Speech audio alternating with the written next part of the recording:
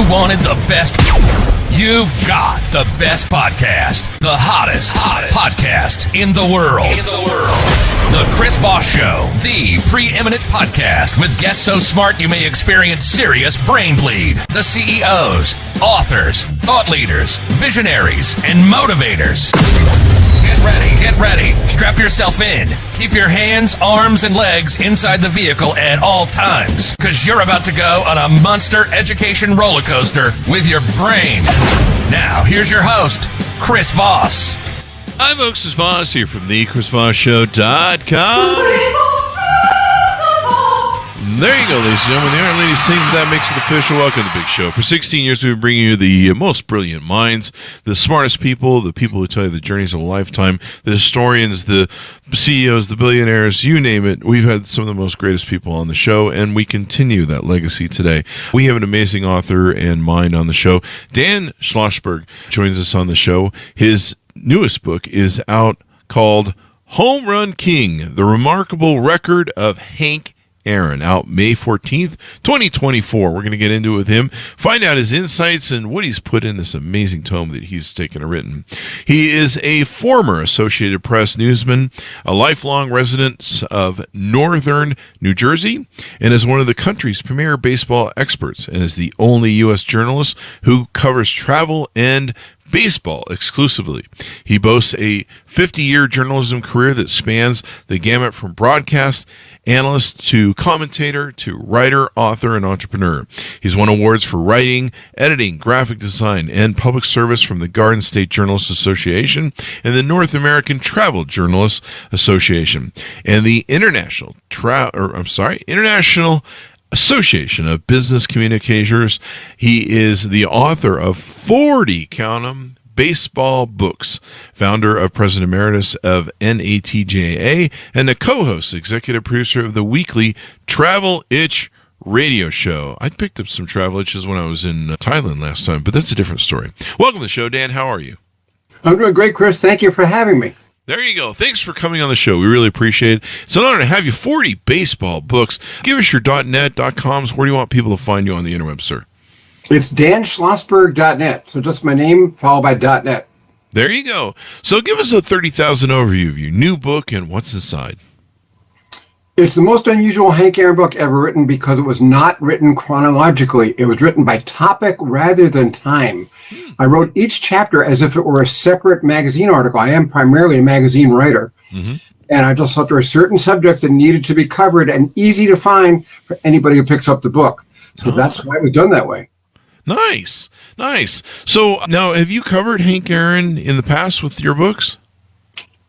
Many times. In fact, this is my second Hank Aaron biography. I wrote one in 1974, just before he broke Babe Ruth's record. Wow. There you go. You've been covering baseball for a lot of years. What do you find is your love of the game that keeps you coming back and you love covering it?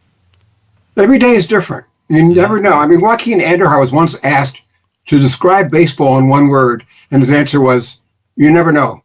That was his one word, you never know. And it's true. I actually taught a course at Bergen Community College near where I live called Baseball Ironies and Oddities. And I told my class, every game, every day, you will find something that never happened before. Wow. There you go. That sounds like my first 10 marriages.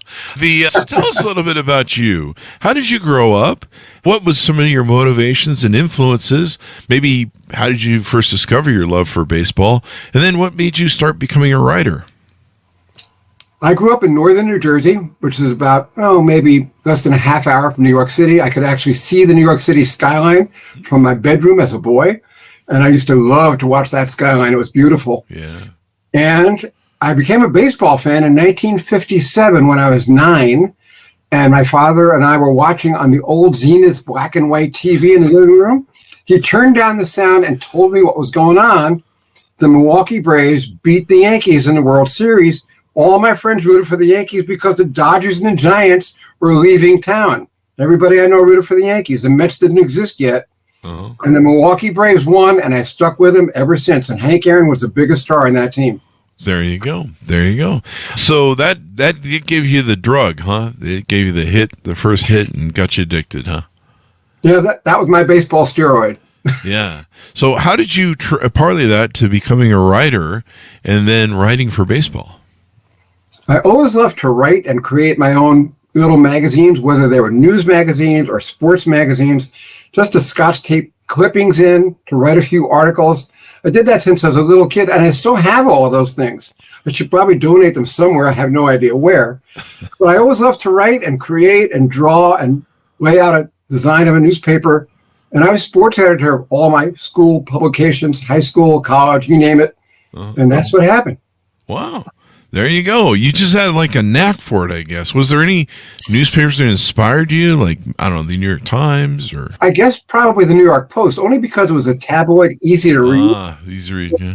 Politically, they went from a Democratic to a Republican paper, but their sports coverage stayed the same or better. There's baseball coverage. It's like reading a baseball newspaper every day. I love the sports section. There you go. There you go. So you've got the best of both loves. You design your thing. Who's the first newspaper agency or news agency you started working with? Good question. You're the first interviewer who's asked me that question. The Passaic, New Jersey Herald News, where my friend Jay Horwitz, who became the Mets publicity director, really? He and I were college interns at the same time, over 40 years ago. Wow. Do you think, when you look at back then, did you ever think you'd still be writing, for 50 years about baseball and covering what you've covered? Initially, I wanted to be a political reporter. I actually majored in political science and newspaper journalism at Syracuse. I had two majors. However, I kind of soured on the idea when Nixon got into all that trouble, and I just didn't like him, and I didn't really want to be around him and cover the White House. But I love baseball, and I covered the college team at Syracuse, which no longer exists, by the way. They had too many games snowed out. But I did cover college baseball, and I loved it. And that's how I got to the AP. They offered me a job right out of college. There you go. Get with the AP. They were going places, evidently, because they're still there. So as you started writing, you're writing about these legends and talking about them. What drew you to rewrite again about Hank Aaron and his home run record? I had done several books for Sports Publishing, which is a division of Skyhorse, an imprint of Skyhorse. And my editor, Julie Gantz over there, said, what do you want to do next? Because I had just done a huge book for them called The New Baseball Bible. Came out in 2020 with an updated edition. And we're going to have another updated edition in 2025. But after that 2020 edition came out, what do you want to do next? And I said, Hank Aaron is going to have this 50th anniversary of breaking Babe Ruth's record. And it's going to be on April 8th, 2024. And, Julie, we're going to have a total solar eclipse on the exact same day. Really? So I said, the heavens are celebrating, and those are my first 4 words in the book. There you go. That's good to have then. There you go. So you said you structure this differently, where it reads like a magazine, and it's not chronological order, if I can learn to say things that I still didn't graduate high school, evidently. Tell us some of the tease outs that are inside the book that people are going to find. Is there anything new, maybe information that you're able to uncover, or any revelations? There's a lot new. I found out a lot that I did not know about Hank Aaron, and I was surprised because I thought I knew everything about Hank Aaron. Wow. He and I have been pretty close ever since 1965, when I first walked on a Major League diamond at Shea Stadium in Flushing, New York. I was there to do an interview with Bobby Bragan, who was then the manager of the Braves, on sportsmanship. And I met and befriended Hank Aaron, and we became friends. In fact, there are pictures in the book of me as a college senior at age 17 interviewing Hank Aaron at Jarry Park in Montreal. There are pictures of that in the book.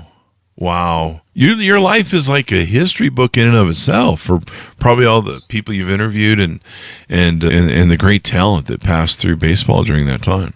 In a way, that's true, Chris, but I'm different than any other sports writer you ever talked to because I'm only baseball.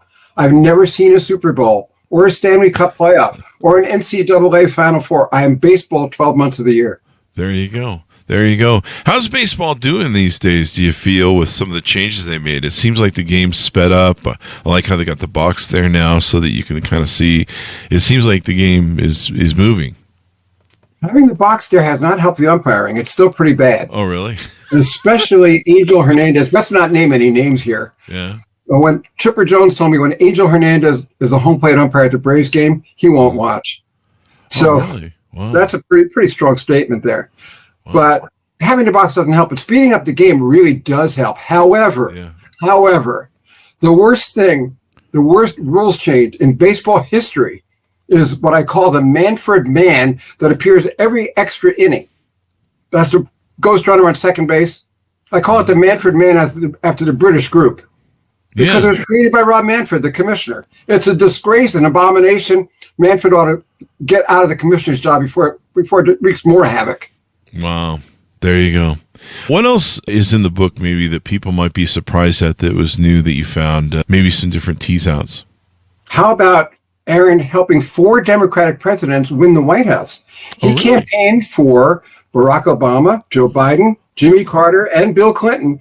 All 4 of them said without Hank Aaron's help, they would not have won the White House. That's pretty significant.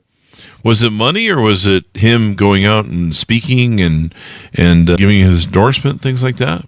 Oh, he made public appearances. He was actually on the campaign trail in Wisconsin and Michigan. All the states, they're always swing states. He was there. Mm-hmm. Now, I believe Hank Aaron is gone now, isn't he? He passed away in January of 2021. That's unfortunate. How do you feel he would like the book and your homage to him? I think he would like it very much, and I'm hoping that his widow, Billy, to whom I sent a copy, does like it. She gave me a beautiful interview that I turned into the epilogue of the book. It's the last chapter in the book. Oh, wow. And she's still a great spokesman for Hank Aaron and his legacy. Wow. And imagine, are there any of your interviews that you did him over the years included in the book? All of them. All of them. They're all there. There were so many interviews, so many things I used.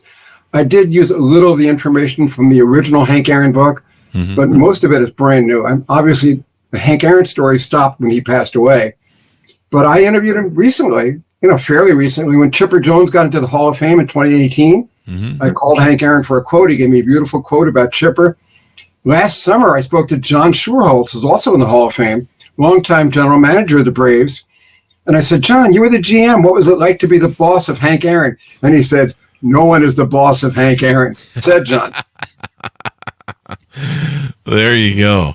What do you think sets, for maybe those people who aren't too familiar with Hank Aaron's record and his life, what do you think sets him apart from some of the other greats of baseball? What made him so unique? He was a combination of a contact hitter and a power hitter. He only averaged 63 strikeouts a year.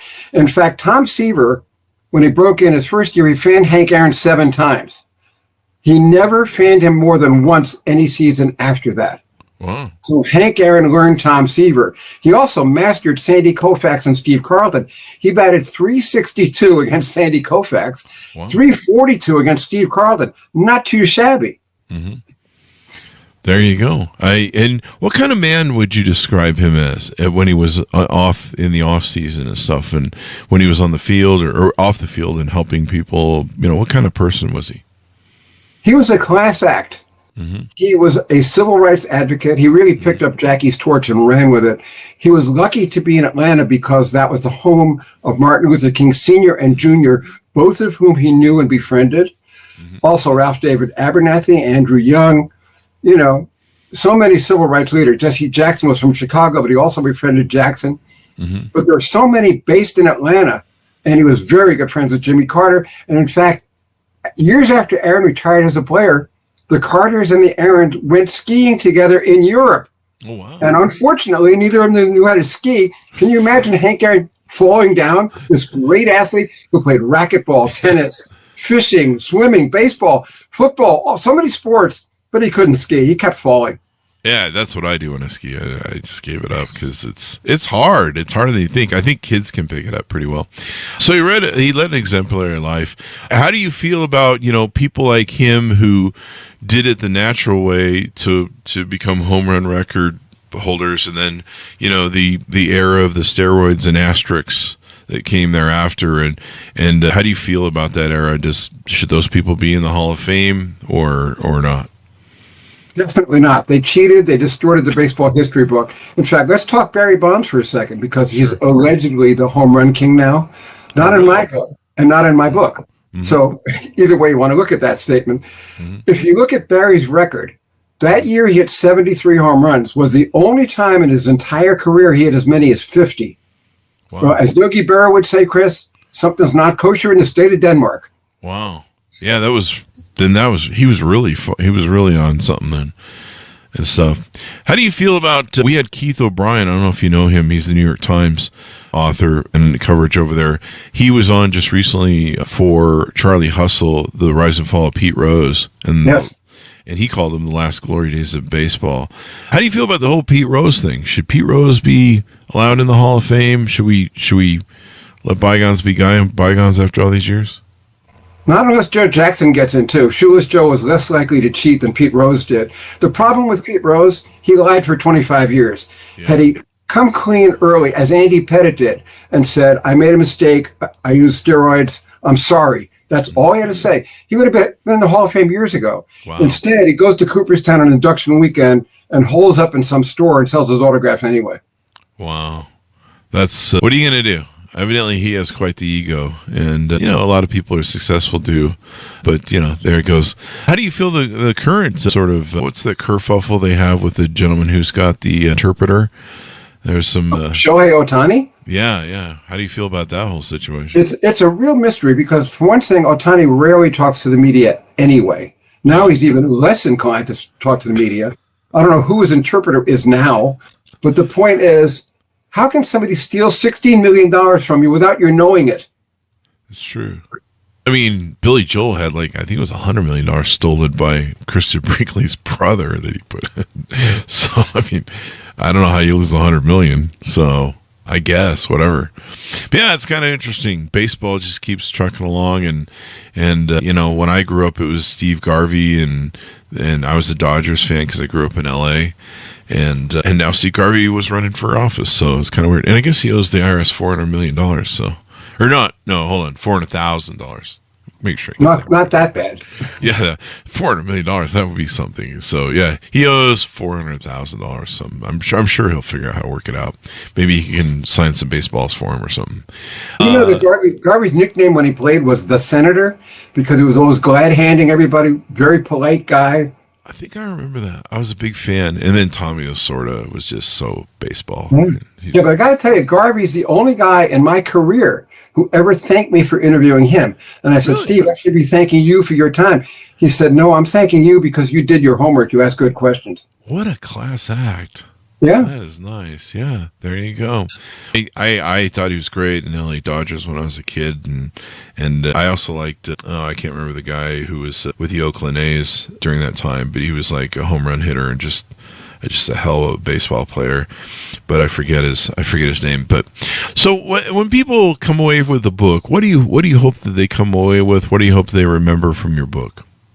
Well, Hank Aaron always said he didn't want people to forget Babe Ruth. He just wanted people to remember Hank Aaron. That's what I hope they do, because Hank Aaron never got the respect or recognition he deserved until he broke the record. Mm-hmm. And that was a long time of playing in anonymity almost. Mm-hmm. He was a quiet guy, humble guy, modest, lacked the charisma or flamboyance of Willie Mays, playing in small market cities, Milwaukee and Atlanta. Atlanta didn't become a big market city until Ted Turner's Superstation, and that was after Aaron retired. Oh, really? So Hank Aaron was the Rodney Dangerfield of baseball. He didn't get any respect. I get no respect. Rodney Dangerfield, what a guy. So there you go. It's good that you're enhancing his legacy it's the 50th anniversary, correct? Yes. There you go. And you're reminding people hey, there's some great people out here. And they didn't do steroids. And they didn't cheat on gamble. That's true. So there you go. It's good to have these remarkable people. How many movies have been made of Hank Aaron? Unfortunately, none. I was just thinking that I can't think of any. Come to think of it, there are no Hank Aaron movies. What the hell is that about? I don't know. There are 2 movies about Mo Berg, so there should be movies about Hank Aaron for sure. But he really should be. He wasn't a larger than life legend the way Babe Ruth was. Yeah, but I mean, he still kicked ass and took names, in home run legend. You need to get with somebody in your books and get us a movie out. We need to get some options going with the Hollywood. I've got two cousins who are actors, so maybe that's not a bad idea. Yeah. If you ever saw the show Suits, you ever saw the show Suits? Yeah. Okay, Harvey Specter, played by Gabriel Macht, is my cousin. Really? His grandmother and my mother were sisters. Yeah. Come on, Spielberg, let's get on this. He should. He should. I think so. And Stephen Macht, his father, was an actor too. Oh, really? There you go. Give us your final thoughts, Dan. Tell people where to pick up the book as we go out, and give us your final thoughts and pitch out on the book to the audience.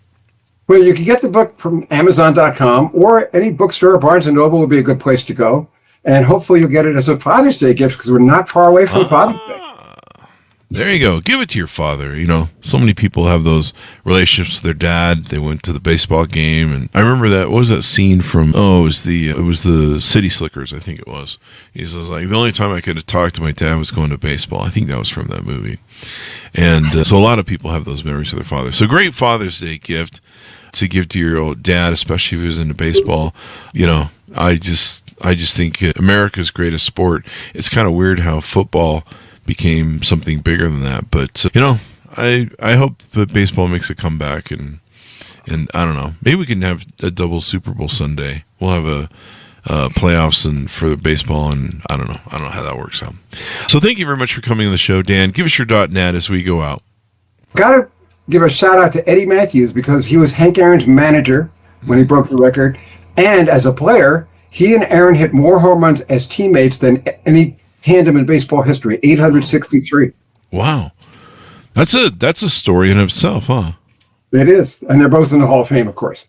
There you go. Thank you very much for coming on the show, Dan. We really appreciate it.